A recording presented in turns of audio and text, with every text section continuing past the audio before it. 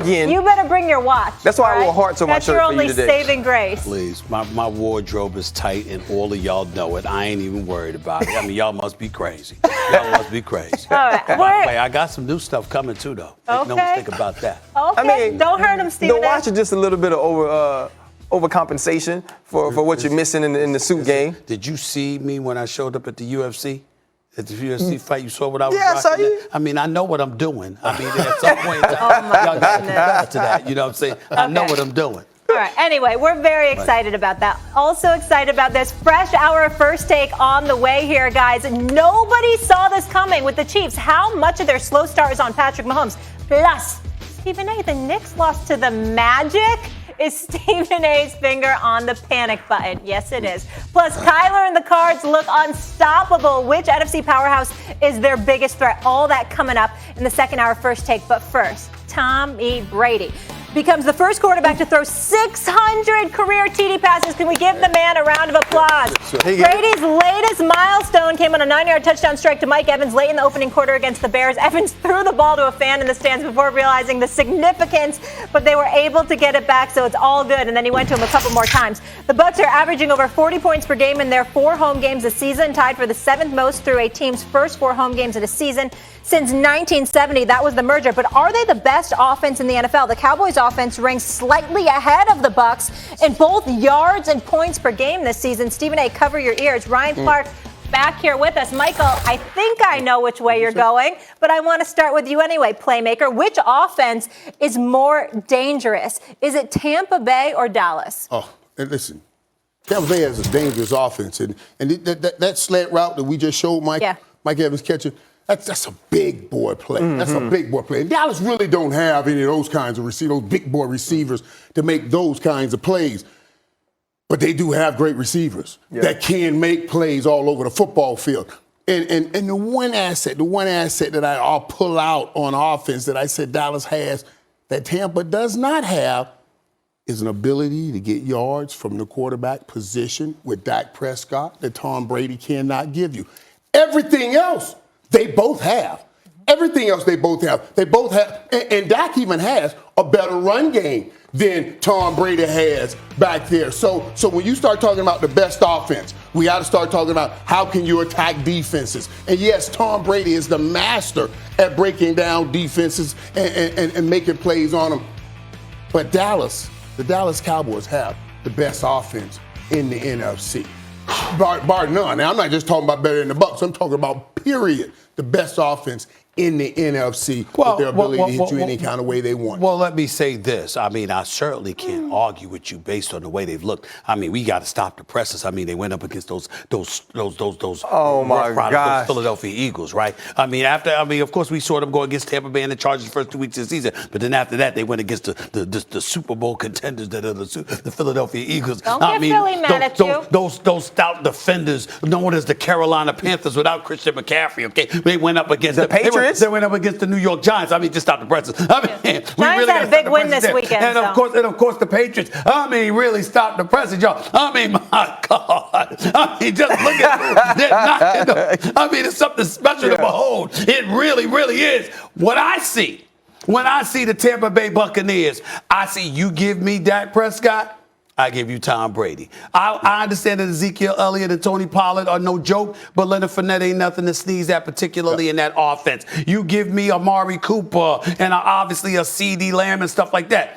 I will remind you about that brother Antonio Brown, Mike Evans, and Chris Godwin are nothing to sneeze at either, not to mention their tight ends with Gronk and the crew. All I'm trying to say is this. When I take all of those things into consideration, then I take into account the 7-time Super Bowl champion, that is Tom Brady. And I juxtapose that to a guy that's won a couple of playoff games in Dak Prescott. Forgive me if I'm going to say it's Tampa Bay, bro. I'm just curious, Stephen A., when you mention their schedule and who they beat, why don't you mention the Chargers? Or why don't you mention that it was a 2-point game against the Bucs without Zach Martin? Why did you just focus on the See how money go down? You focused on the Panthers? No, you said the Eagles like 8 times. I just say the Chargers and the Bucs. I didn't hear that part. I didn't hear that. Me and Michael didn't hear that. Hey, it's okay, Stephen A. Because here's what you have going for you.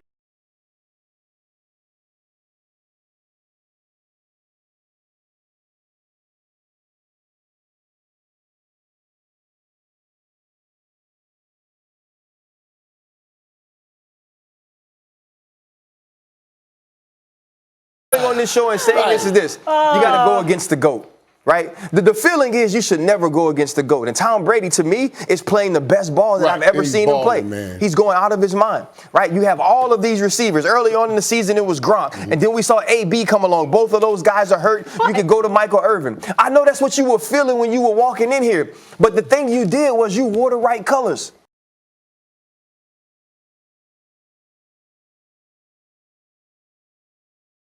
Both of these two offenses are explosive in the pass. They got quarterbacks that are making plays not only in the clutch, but anytime you need it to any wide receiver. Whether we can hit Cedric Wilson on a 4th and 4 if we need to because he's that good and my quarterback's that good. What happens? Let's just say it happens that you stop the pass game. That you play deep cover 2 like we see teams do against the Kansas City Chiefs, and somebody has to decide we're going to turn around and hand this ball off. And they can't do it. Tampa Bay can't do it. Not win a game. Tampa Bay can't do it and win a game. The Dallas Cowboys offense can win a football game in any way you make them play. They're the best. I'm sitting across from. And they get Leo Collins back. They're getting back the time. They're the most complete. See, I'm going to say, here's what I like about playmakers. I love that.